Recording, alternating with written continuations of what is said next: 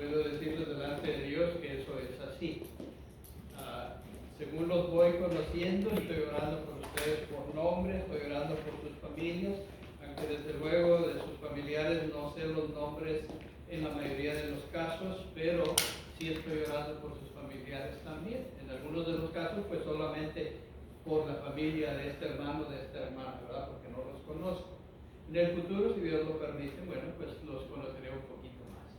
Pero eso estamos haciendo y eso es lo que ustedes y yo todos debemos hacer, orar los unos por los otros, buscar el bienestar los unos de los otros, apoyarnos en oración para salvación o para restauración de aquellos de nuestros familiares que no están acudiendo a ningún lugar, a ningún templo, ¿verdad? Para que el Señor los restaure y pues haya un pueblo más numeroso en los templos. Bien, busquen por favor en la primera carta de Juan, casi al final de la Biblia, la primera carta de San Juan, capítulo 2, y vamos a estar leyendo los versículos 1 al 3.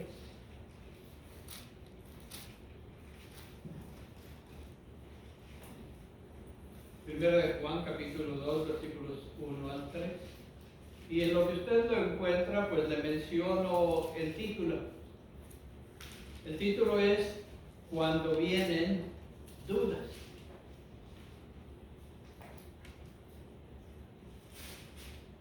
Una vez que lo encuentra, me dice. Y vamos a leer, voy a leer yo una vez y luego vamos a leer todos juntos. ¿Sí? Nos ponemos de pie entonces. Voy a leer yo una vez esos 3 versículos y luego lo vamos a leer todos juntos. Y antes de que se siente, de nuevo tome su lugar, me dice el título. Dice así, leo yo una vez solo y luego lo leemos juntos. Hijitos míos, estas cosas os escribo para que no pequéis. Y si alguno hubiere pecado, abogado tenemos para con el Padre, a Jesucristo el justo. Y Él es la propiciación por nuestros pecados, y no solamente por los nuestros, sino también por los de todo el mundo. Y en esto sabemos que nosotros le conocemos, si guardamos sus mandamientos. ¿Leemos todos a la vez? Hijitos míos, estas cosas os escribo para que no pequéis. Y si alguno hubiere pecado, abogado tenemos para con el Padre, a Jesucristo el justo. Y Él es la propiciación por nuestros pecados, y no solamente por los nuestros, sino también por los de todo el mundo. Y en esto sabemos que nosotros le conocemos, si guardamos sus mandamientos. Amén, gracias. Ahora recuérdenme el título. Cuando vienen las dudas. Gracias, tomen su lugar. Definitivamente en la vida de toda persona creyente, en algún punto en su vida, en su caminar con Dios, van a venir dudas de diferentes tipos.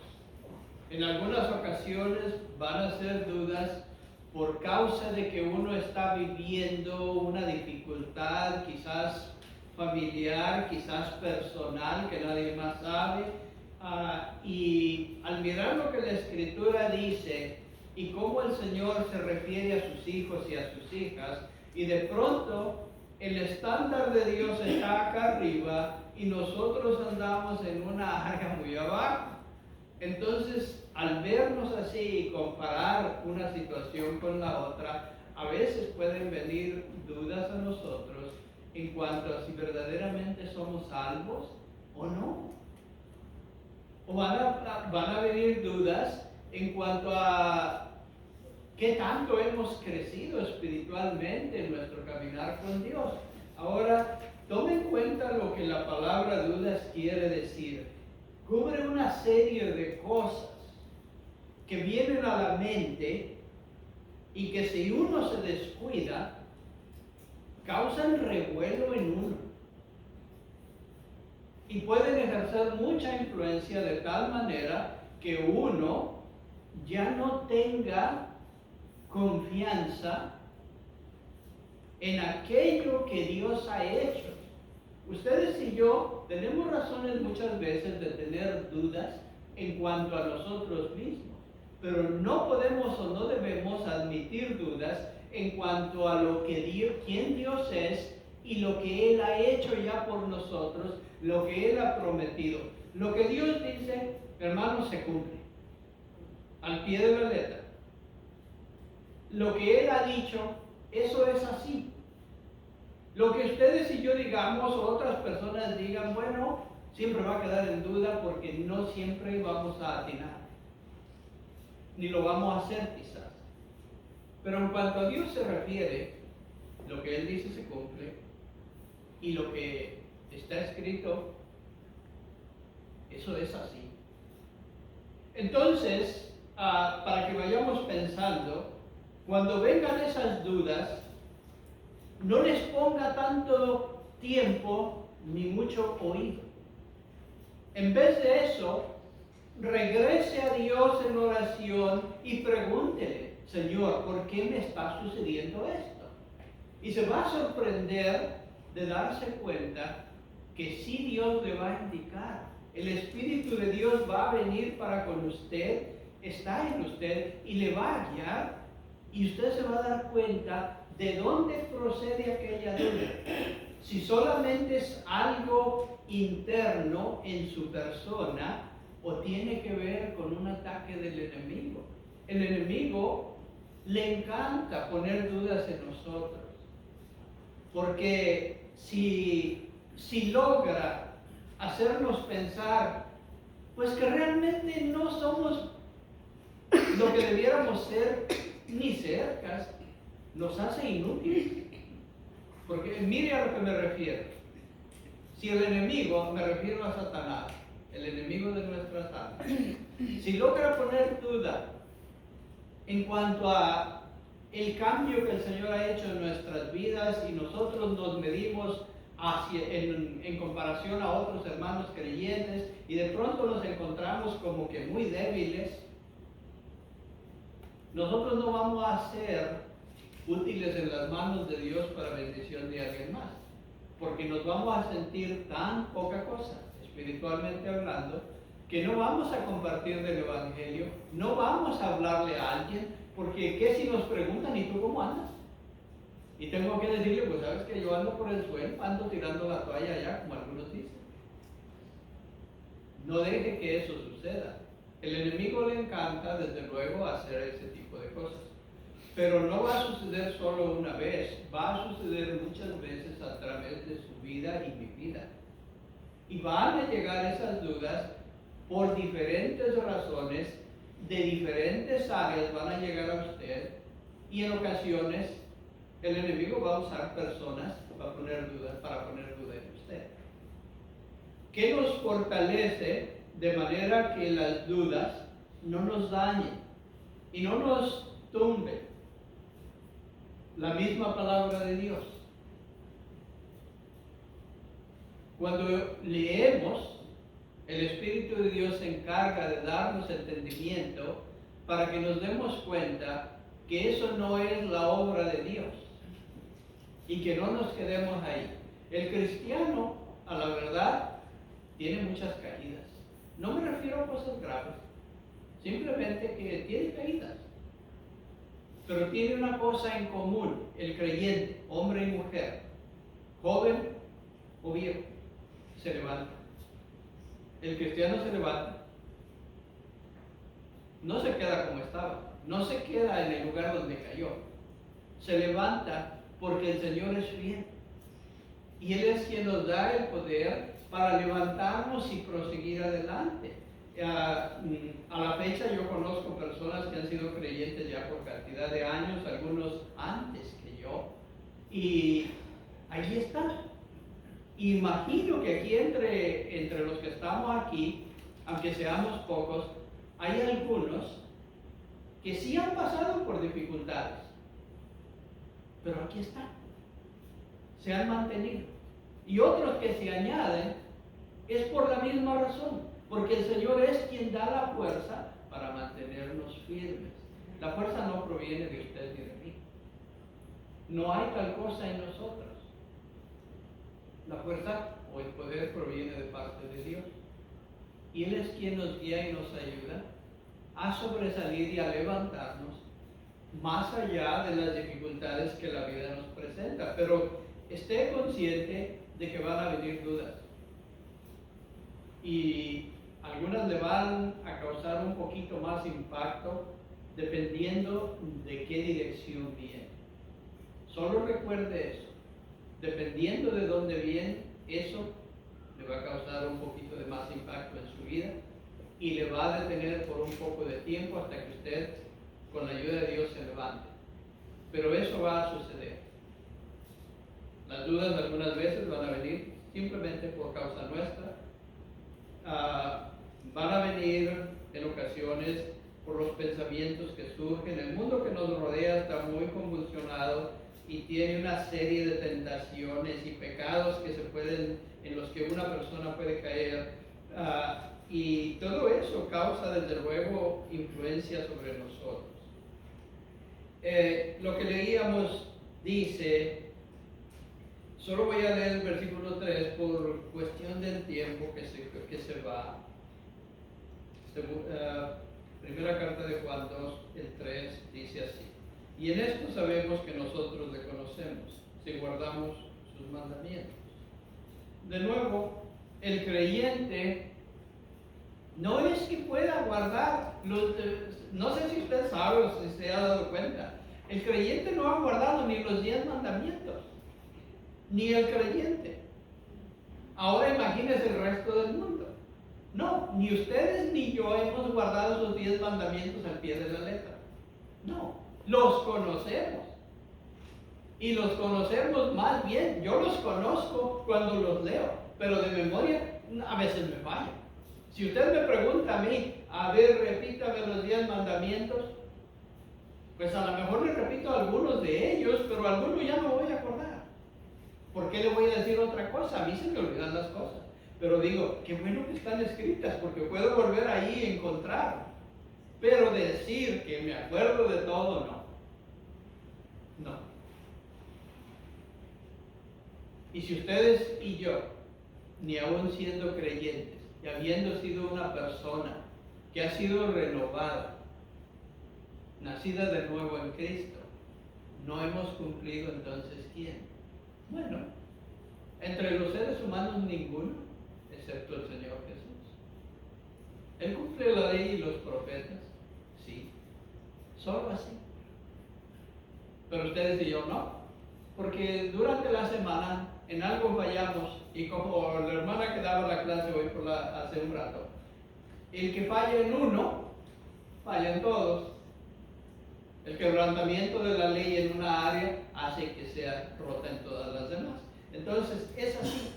Pero con todo, acuérdese que cuando vengan dudas a su vida, en cuanto a su vida espiritual, si examínese a sí mismo, véase en el espejo bíblico. Y si encuentra usted que hay cosas que tienen que ser quitadas de su vida, háganlo. Háganlo. Pero no se quede ahí. Busque de Dios inmediatamente. Y siempre que vengan situaciones extrañas a su vida, pregúntele al Señor, ¿por qué me está sucediendo esto? En la gran mayoría de los casos, el Señor va a tener una respuesta para ti, para usted, y usted la va a entender y la va a conocer. Pero también va a haber ocasiones que usted le va a preguntar y no va a tener ninguna respuesta. Pero ¿sabe qué? Cuando vaya a la Escritura, en ocasiones, ahí va a encontrar la respuesta clara. Dios usa todos esos medios para fortalecernos, para guiarnos y para dar dirección a nuestras vidas. Cuando vengan malos pensamientos, los pensamientos dan origen por lo regular a tentaciones. Cuando usted conozca que algo en su vida le ocasiona tentación, que le puede llevar a pecado, aléjese de ello. Aléjese. Evítelo. Porque ustedes y yo no somos tan fuertes para resistir todo tipo de tentación, a menos de que estemos tomados de la mano de Dios de una manera continua. Porque si nosotros nos descuidamos espiritualmente, entonces el enemigo encuentra una manera más fácil de hacernos daño. Y si en algún momento se encuentra en tentación, bueno, no peque, porque la tentación misma no es el pecado, es caer en aquello. Cuando tenga algún tipo de tentación que usted sabe que no es correcto, no es bueno, no es santo, que le va a causar daño, aléjese. Por ejemplo, yo digo, el que fumaba, pues aléjese de las personas que huelen a puro cigarro, porque aquello le va a remover otra vez el gusto del cigarro y va a querer volver a fumar, aunque no lo va a hacer, pero va a tener lucha con eso.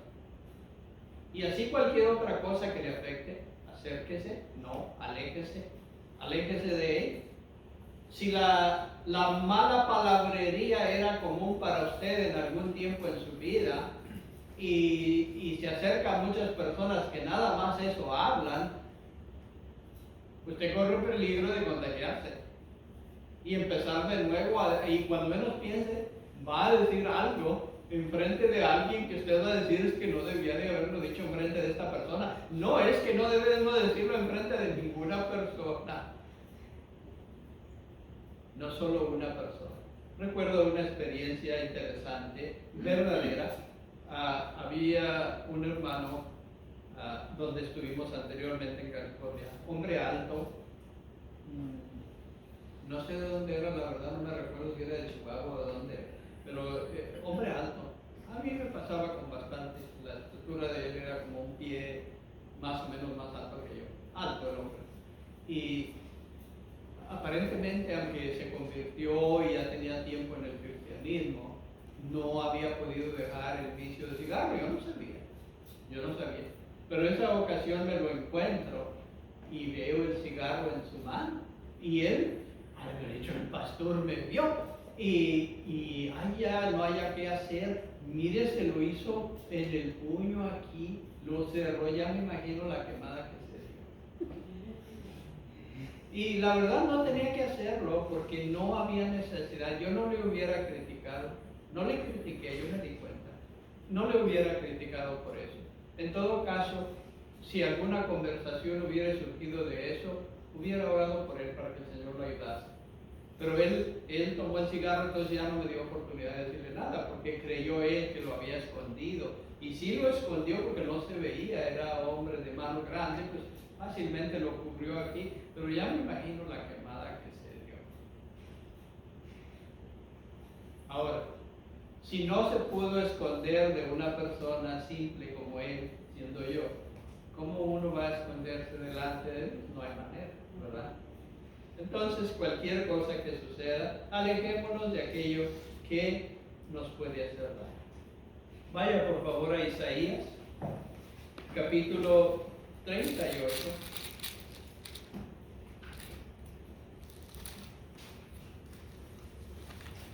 Versículo 17. Isaías 38, versículo 17.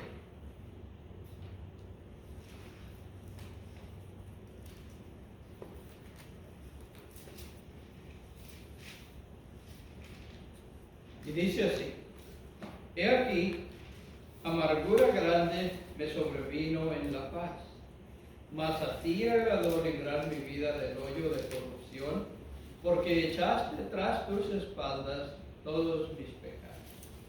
Vuelvo a leer porque es algo bien interesante, extremadamente importante. He aquí, amargura grande me sobrevino en la paz, en un tiempo de paz. Mas a ti agradó librar mi vida del hoyo de corrupción, porque echaste tras tus espaldas todos mis pecados.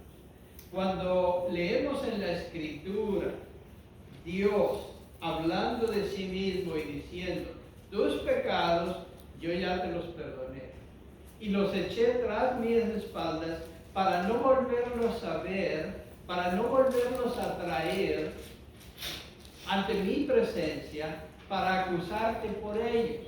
O sea, que cuando usted vino a Cristo como su Señor y Salvador, sus pecados no fueron escondidos en alguna parte y que pueden volver a salir cuando aquel lugar donde se pusieron se deteriore y puedan escapar. No sucedió así. El Señor los echó tan lejos de Él mismo, a lo profundo también de la mar, donde nadie los puede volver a traer y acusarlo a usted y a mí. ¿Por qué? Porque el Señor Jesús lo pagó ya.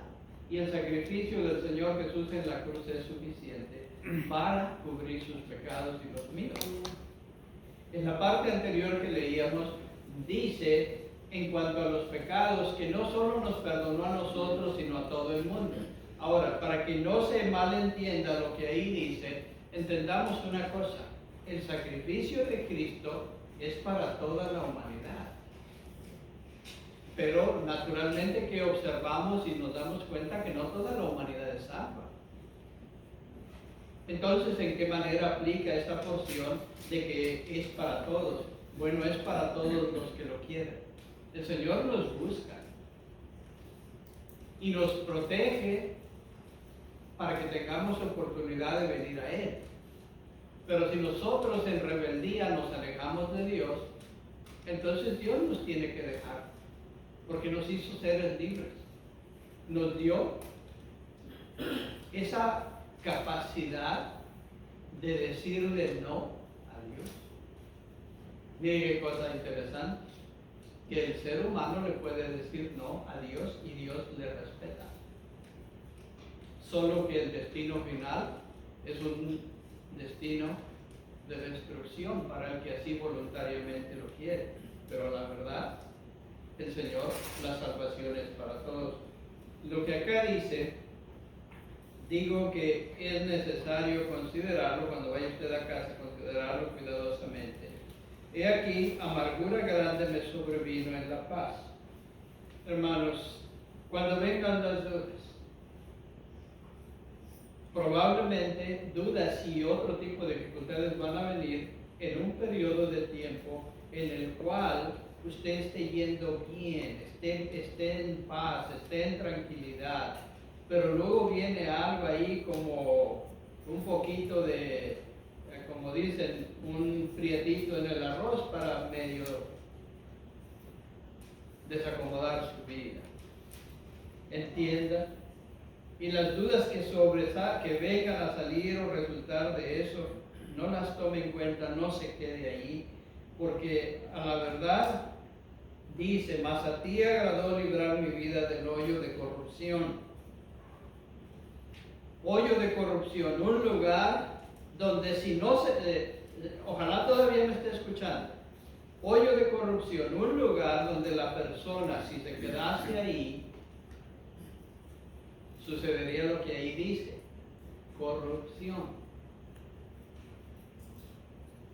Pero no es así. No para el creyente. Dice: mas a ti agradó librar mi vida del hoyo de corrupción, porque echaste tras tus espaldas mis pecados. El Señor no nos va a dejar en una situación donde nuestra vida espiritual corra peligro. No nos va a dejar ahí. Nos va a sacar y nos va a poner los pies firmes en la tierra otra vez. Pero nosotros también tenemos que hacer una parte en cuanto a eso. Debemos procurar obedecer al Señor. Yo puedo asegurar una cosa ahorita: los que estamos aquí, en algún momento en los días pasados y ahora, decidimos buscar al Señor. Y el estar aquí en esta mañana tiene que ver con eso. Porque usted bien fácilmente podría estar en otra parte. ¿Sí?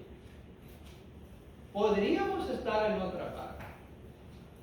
Pero el creyente ha llegado a una conclusión sana y juiciosa y correcta de que el mejor lugar para estar en un domingo es aquí. Y yo sé que usted ha estado en días domingos en otra parte, pero también sé que usted extraña estar en el templo. Yo pienso que no me equivoco, que en las ocasiones donde usted tiene que estar fuera, extraña estar en el templo, porque el creyente eso es lo que tiene en su corazón.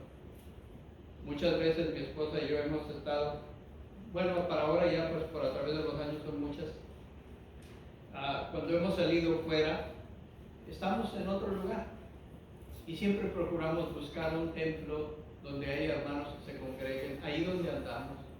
No siempre lo hemos logrado. ¿Y por qué? Porque uno anhela los cantos, anhela la oración, anhela el compañerismo de los hermanos, el ver el rostro de los hermanos, las hermanas, la sonrisa, qué sé yo, todo eso que distingue al creyente, nos fortalece y lo buscamos. Y eso es una de las razones que ustedes traen. Recuerde la última parte de este versículo: el Señor echó tras sus espaldas sus pecados y los míos, para nunca volvernos a traer enfrente de Él y volvernos a acusar de aquello. Pero el enemigo sí lo hace.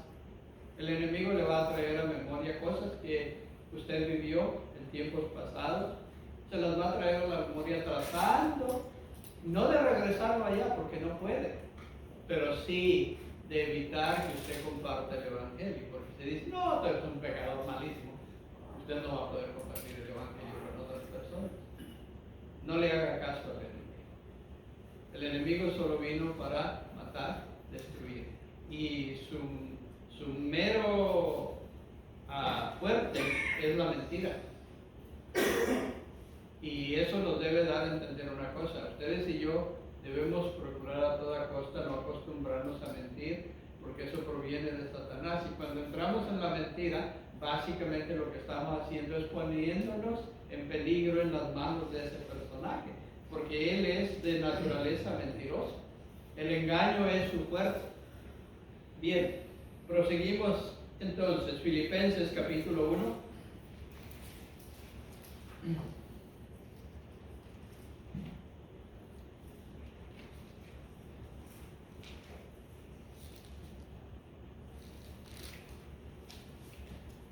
Filipenses capítulo 1, versículos 3 al 6.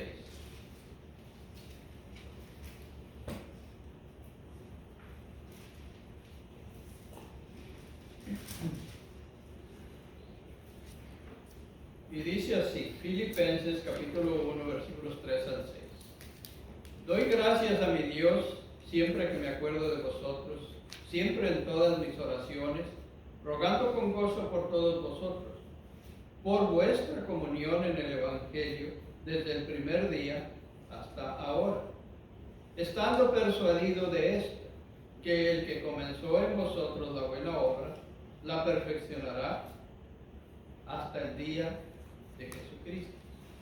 Bien, solamente para recordar y reforzar el hecho de que suceda lo que suceda en su vida, recuerde que lo que el Señor empezó a hacer en su vida espiritual y física, porque el creyente cuando viene a Cristo no solamente se beneficia en lo espiritual, se beneficia en lo físico y en todas las demás áreas. Mire, le explico. La mujer temerosa de Dios y que ahora está en Cristo, mire, hasta algunas de las arrugas se le van sin tener que ir a Macy's para comprar crema de esa que cuesta un montón de dinero. Se le disminuye, porque el corazón alegre causa que muchas cosas sucedan internamente y hay alivio a problemas físicos, emocionales, y la persona se renueva físicamente. O sea que no es la salvación el único beneficio que hoy podemos ver en nuestras vidas, sino que en todas las demás áreas. Dígame, ¿cuándo fue la última vez que usted no tuvo nada que comer? ¿Se recuerda de ese día? Desde que creyó, ¿se recuerda de un día? Qué bueno. Pues es que Dios ha tenido misericordia de usted. Al igual de mí. Si usted me pregunta, que me acuerde de un día en el cual no tenía que comer antes de conocer de Cristo, yo sí le puedo dar un par de días. Y no se siente bien no comer. Parece ser que cuando uno se da cuenta que no va a tener que comer, como que le da más hambre y se hace peor el asunto. Estando yo en Tijuana en una ocasión, comía y vendía, cuando estuve de chico ahí en Tijuana, y yo vendía cosas casa por casa. Y si vendía, comía. Y sabe que yo fui muy buen vendedor. Yo podía, le digo lo cierto, podía convencer a las mujeres, porque eran las que estaban en casa y son las que compran. ¿Usted ya se dio cuenta de eso? Las mujeres son las que compran. Uno va nada más para llevarlas a la bolsa, pero ellas son las que compran. Y el día que uno quiere que comprar, dice, no compres eso, ya tienes mucho. Así me dice mi esposa casi, ya tienes mucho. Y le digo, ¿y tú? Pero yo no cuento, yo le doy la razón porque al fin y al cabo la quiero mucho y la consiento. Pero es así. Ahora sucedió que empecé a vender cosas allí en Tijuana, a pie, casa por casa. Y créanmelo, que me iba bien. Estamos hablando de cantidad de años atrás. Y había días que yo salía con 19, 20 dólares en épocas donde el dólar era un dineral en México. En Tijuana se usaba el dólar en vez de peso en ese tiempo. A veces traía 19 dólares en mi bolsa. Híjole, era cantidad de dinero. Porque en aquellos días usted comía lo que llaman una comida corrida con 35 centavos. Le daban comida, un plato de caldo, una sopa y con su soda. 35 centavos de dólar. Oiga, era un dineral lo que yo traía en la bolsa.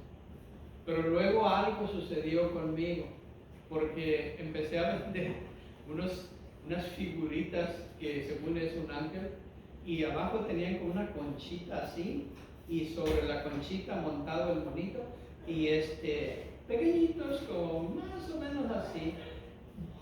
Los vendía por 11 dólares 95 centavos. Estamos hablando de cantidad de años. Y mire, cuando usted llega a una señora en la casa, las señoras les encantan las cosas. Entonces le mostraba aquello, y dice, ay, pero qué bonito, mira nomás que qué bonito, y lo puedo poner en tal parte. ¿Cuánto era el abono de esa cosa? 50 centavos a la semana, era fácil. Hacía uno una notita, luego venía el cobrador en moto a recoger los 50 centavos, así era la costumbre. A aquella mujer se le hacía fácil pagar 11.95, por al fin y al cabo le iban a cobrar 50 centavos de dólar cada semana. Pero ¿sabe qué? De pronto algo sucedió conmigo porque ya me dolía en el corazón hacer eso. Yo veía mujeres que compraban cosas que para nada servían y costaban mucho. La última experiencia de donde yo partí a ya no poder vender, y que ahí fue donde sufrí un par de días hambre, fue porque llego a una casa, había habido una lluvia fuerte en Tijuana en esos días y se hace un lodacero por todos lados, y llego a esta casa y empiezo a ofrecerle el mismo angelito ese todavía. Y la señora se ilusiona con esa cosa. Pero luego veo que abre la puerta, que se miraba hacia adentro de una casita muy, muy pobre. Y estaba un niño, todo mocosito, con un gorrito sentado en la cama. Y el agua corría por debajo de la cama. El agua entraba por la casa. La tenían sobre unos bloques y ahí estaba la cama y ahí estaba el niño arriba. Y algo sucedió en mí que dije, no, yo ya no puedo hacer esto. Y desde ese día no podía vender ya nada, que era muy buen vendedor antes, ya no podía. Porque algo en mi corazón ya no me dejaba. Digo, le estoy vendiendo esto a la señora y no sirve para nada. Y ella tiene esta familia tiene muchas más necesidades que comprar un mono. Ya no pude vender. Y eso causó que me pasé un día completito desde la mañana hasta la tarde sin comer, hasta llegué a donde vivía, ahí comí algo. Pero no me gustó, porque salí de la casa bien temprano, acostumbrado a comer donde yo quería porque ganaba algo. Y ese día nada, ni un quinto. Le cuento que valía 6 centavos el pasaje del camión desde el centro de Tijuana hasta donde yo vivía, lejos. 6 centavos. Yo traía 1 centavo. Y dije, de seguro me encuentro a alguien bondadoso que me va a dar los 5 centavos. 5 centavos de oro. ¿Quién cree? Le pregunté a 7 personas, nadie me lo quiso dar. A fiesta de regreso a la casa. Y luego de pilón atropellaron a alguien en el camino y yo lo vi. Y pues me recuerdo que me puso peor. El hambre se me quitó y pasó a otro malestar. 2 días pasé con hambre. Pero ahí me detengo en contarles la historia. Pero sí lo he vivido. Pero qué bueno es saber que hasta aquí el Señor nos ayuda. Usted habrá leído ese pasaje en la Escritura donde dice hasta aquí me ayudó. Sepa usted que va a haber un momento en el cual usted va a tomar eso tan cuidadosamente y tan literal, porque hasta aquí nos ayudó. Ese hasta aquí puede cambiar. Porque estamos viviendo en un mundo rebelde en contra de Dios y Dios va a traer juicio sobre todos. Pero ¿qué digo? Ese juicio ya empezó. Solo que Dios todavía tiene misericordia para que todavía otros se conviertan. Pero ese juicio ya empezó. Cuando el Señor retira o aparta su mano de protección, entonces empiezan a suceder cosas raras en el mundo. Recientemente hablábamos durante la hora del café que llegó un tornado a Houston. Otro anteriormente por Pasadena y no sé en qué otros lugares. Otros lugares más al norte ya era costumbre, como que ahí los tornados pasan cada cuando, pero aquí no. Y oímos de otras cosas. Entendamos una cosa, todo lo que se necesita es que el Señor aparte su mano de protección y entonces empiezan a suceder en derredor nuestro serie de cosas. Yo digo, como se lee en Apocalipsis al final, sí ven Señor Jesús. No sé si me entendió. Sí ven Señor Jesús, porque de esto, eso es lo único que nos va a librar. Porque el Señor levante su iglesia, aunque moramos y vayamos con Él. Pero el mundo va en una dirección no buena. Y la cosa es que ya estamos ahí. Entonces, hermanos, la justificación que es en Cristo sucedió en un instante, en el momento en que ustedes y yo creímos y nos arrepentimos de nuestros pecados y le recibimos a Él como Señor y Salvador. Mas ese proceso de santificación es gradual y eso está sucediendo mientras que ustedes y yo vamos caminando con Dios. Eso es decir, durante los días de nuestra vida física aquí en la tierra. Esa santificación en su totalidad no ha sucedido en el aspecto físico mientras que estamos aquí, pero en cuanto a Dios se refiere, usted es santo. Si ustedes y yo morimos en este momento, la obra del Señor queda completa y correcta.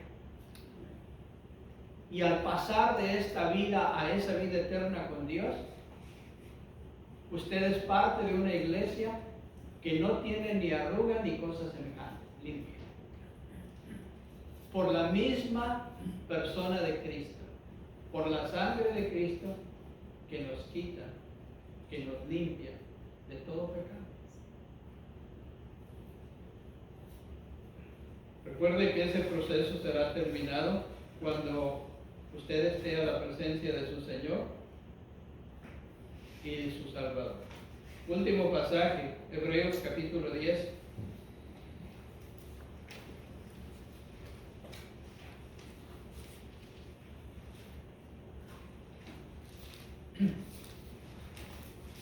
Versículos 11 al 18.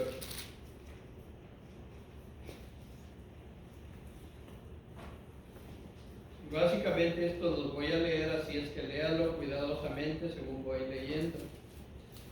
Hebreos capítulo 10, versículos 11 hasta el 18, y dice así: y ciertamente todo sacerdote está día tras día ministrando y ofreciendo muchas veces los mismos sacrificios que nunca pueden quitar los pecados. Pero Cristo, habiendo ofrecido una vez para siempre un solo sacrificio por los pecados, se ha sentado a la diestra de Dios, de ahí en adelante, esperando hasta que sus enemigos sean puestos por estrado de sus pies. Porque con una sola ofrenda hizo perfectos para siempre a los santificados.